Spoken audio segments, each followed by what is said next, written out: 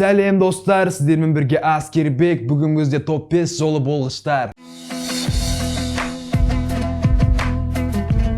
Біздің тобымыздың 5-ші орында орналасқан стюардесса Весна Волович. Весна Волович 10.000 метр биіктіктен құлап, өліміне аман қалған. Оның ұшағында жарылыс болып, ұшақтағы барлық адамдардан тек Весна ғана тірі қалды.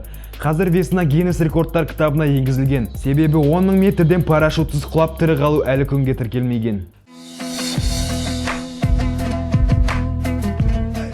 4-ші орында америкалық Эвелин Адамс. Эвелин Адамс 85-86 жылдары 2 рет қатарына лотерея ұтып алған. Оның барлық ұтысы $5 миллион 400 мың долларды құраған. Бірақ Эвелин бар ақшасын ағайын туыстарына таратып, қалған ақшасын ойын автоматтарына салып жіберген. Сөйтіп өзінің басынан қонған бақты көтере алмай, қазіргі кезде трейлерде тұрып жатыр.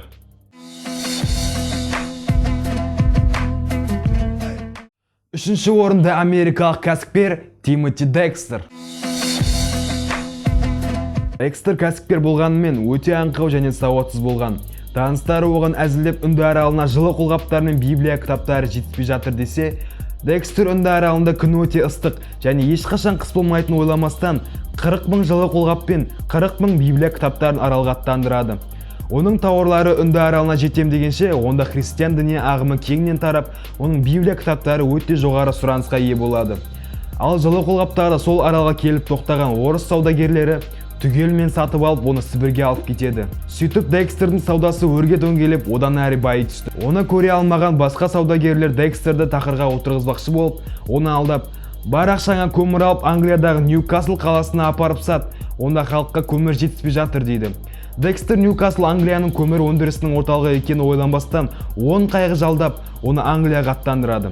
Көмір Англияға жетем дегенше, онда шахтерлердің көтерілісі өтіп, көмір өндірісі толығымен тоқтап қалды.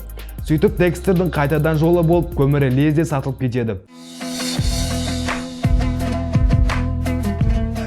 Біздің топта 2-ші орынға ие болған адам өлімнен 7 рет аман қалған Фрейн Селік.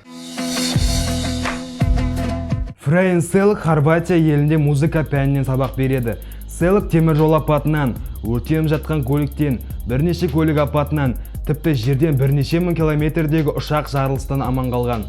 62 жылдың қаңтарында ол поездбен саяхаттап жүргенінде, поезд көпірдің ортасында рельстен шығып қалып, мұз өзенінің ең тереңіне түскеннің өзінде Селік тірі қалып, қалған 17 жолаушы қаза табады.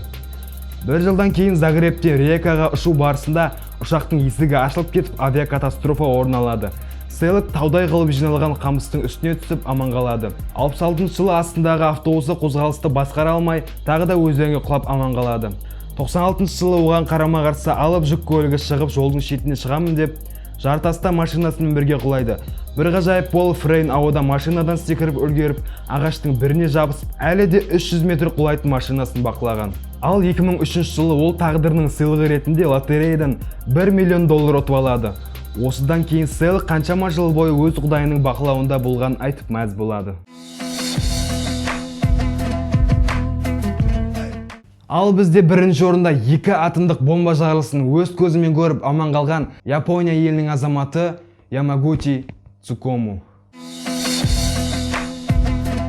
Ол 1945 жылы Хиросима қаласында кеме құрастыру зауытында жұмыс жасап жүргенінде, одан 3 километр қашықтықта әуеден алғашқы атом бомбасы тасталынып үлкен жарылыс болады.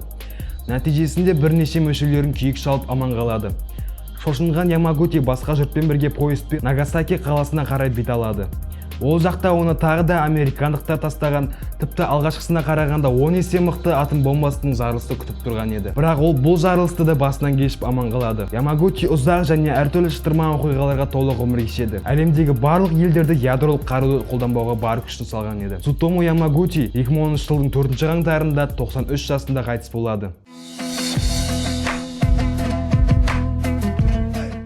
Әзірше осы, сіздермен болған Аскербек. Эвелин Адамс сияқты лотерея ұтқың келсе, лайкты басып, каналға тіркел. Келесі видеоның тақырыбын комментарияға жазамыз. Сау болыңыздар.